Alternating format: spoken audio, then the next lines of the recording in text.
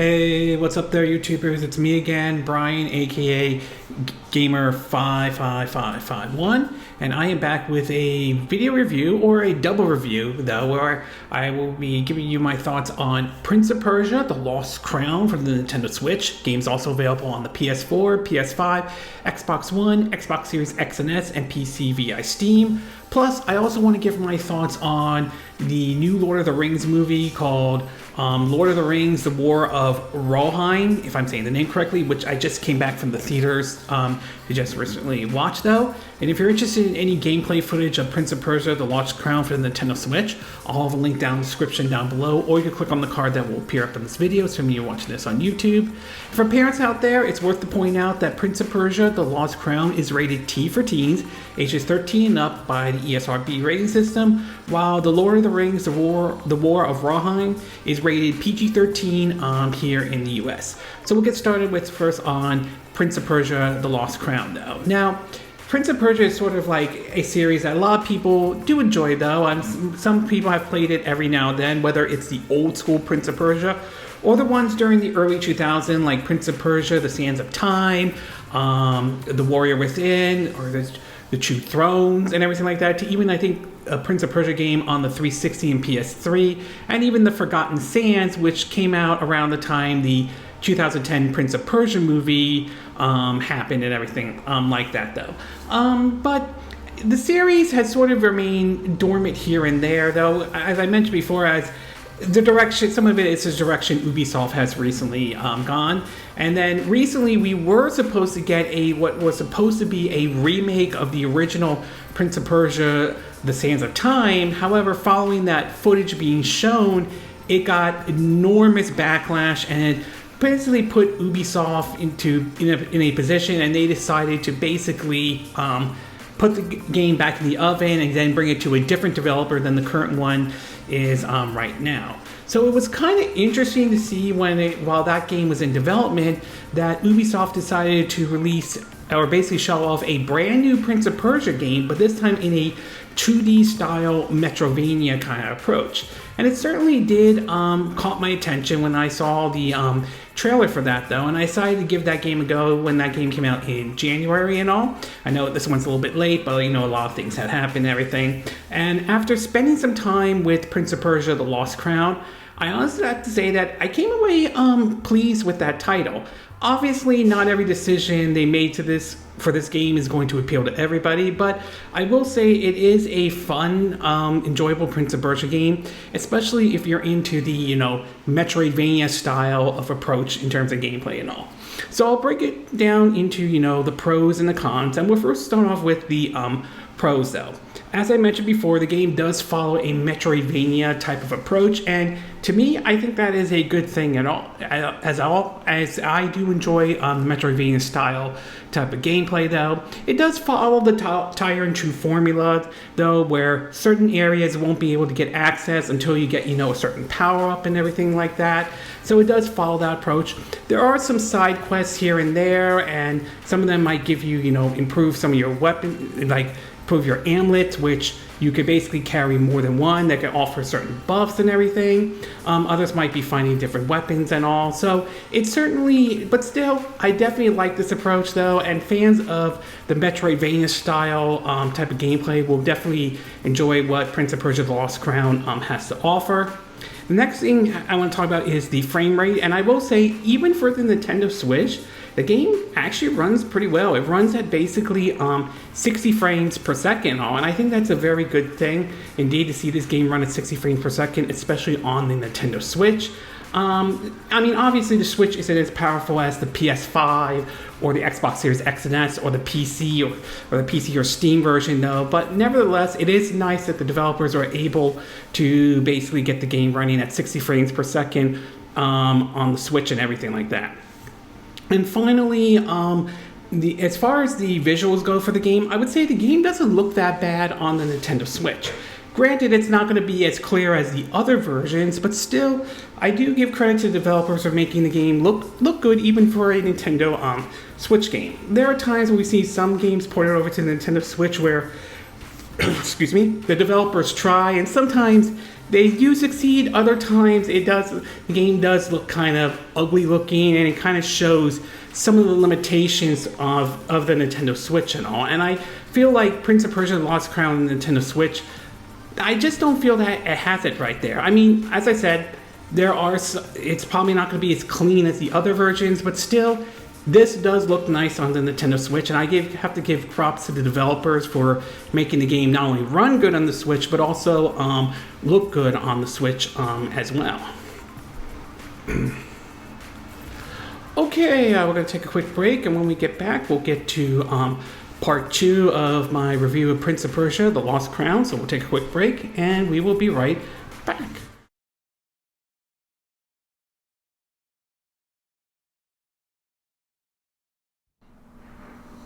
Okay, and we are back with part 2 of my video review of Prince of Persia: The Lost Crown for the Nintendo Switch. So now that I gave you my pros, why don't we get started with the cons? There are really only 2 cons based on my time with Prince of Persia: The Lost Crown.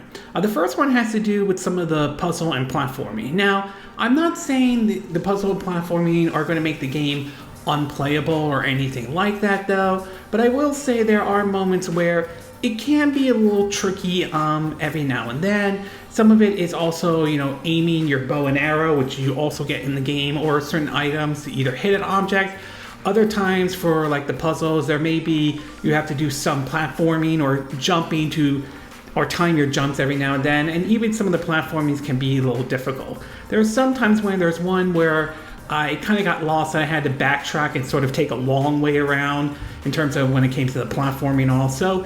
I will say platforming and some of the puzzles can be tricky. Again, it's not going to make the game unplayable. It's just there can be a learning curve every now and then with some of this.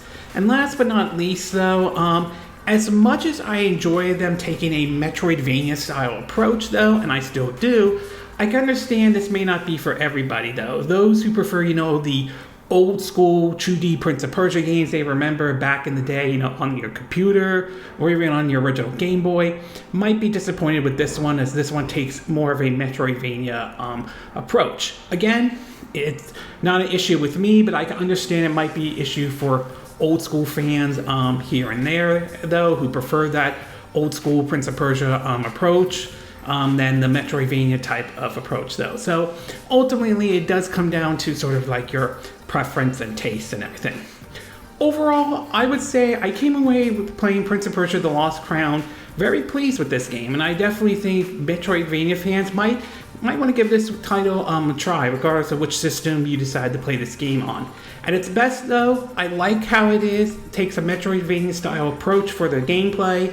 The game runs at 60 frames per second even on the Switch, which is something you don't often see with every game on the Nintendo Switch out there, and it doesn't even look that bad either on the Nintendo Switch as well.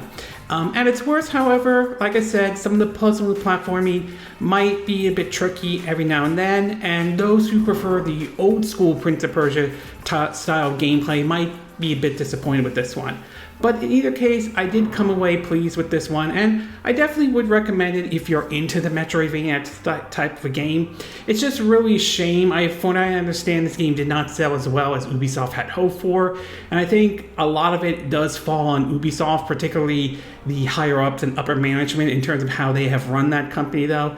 It is really a shame, to be exact, though, because I do think Prince of Persia: The Lost Crown is a good game, and one of the few good games that Ubisoft has put out over the years and all. So in either case, I enjoyed Prince of Persia: Lost Crown, and those who are into the Metroidvania approach might want to give this title a try and all.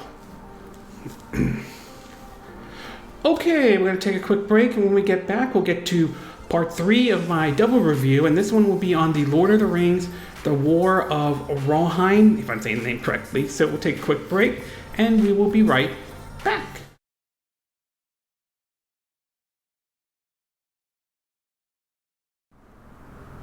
Okay, and we are back with part 3 of my double review, and this one I'm going to be focusing on the Lord of the Rings: The War of Rohirrim. Again, I apologize if I'm not saying the name correctly, that I just came back from the theaters and watched and everything like that. While most people will recognize the Lord of the Rings books, which are considered classics from, I think J. Tolkien's or R. Tolkien's, I apologize if I'm not saying his name correctly though, we've seen the franchise has made many appearances in mass media though. From the original movie cartoons, I remember watching the one based on The Hobbit, that before that became a live action film as well, split into 3 parts though. And we've seen different video games and everything like that. But for me, I remember really seeing it from the Peter Jackson's Lord of the Rings trilogy, The Fellowship of the Ring, The Twin Towers, The Returns of the Kings, back in the early 2000s though. I mean, they were good movies back then, and they still are good movies till this day and everything like that. So it was sort of interesting to hear Peter Jackson do another Lord of the Rings movie, but this time in an anime style. And I was very curious about this one because I remember seeing trailers with it from Fandango and everything, and I thought, maybe it's something I was willing to take a look at, and I was wondering where it was playing and all. And when day off from work came about, I decided to go see the movie. And after watching the movie, though, I will say it certainly is a good Lord of the Rings movie. Just I didn't feel it reaches the same level as the early 2000 live action movies and all. So I'm going to break it down into what I like, what I didn't like, and mix and not 100% sure about. In terms of what I like, though, I will say I definitely like that they went with the anime approach to the film, though. I think it really I think the characters were drawn very well. I think some of it is some of the folks who did the anime Ghost of the Shell standalone complex, which is certainly nice.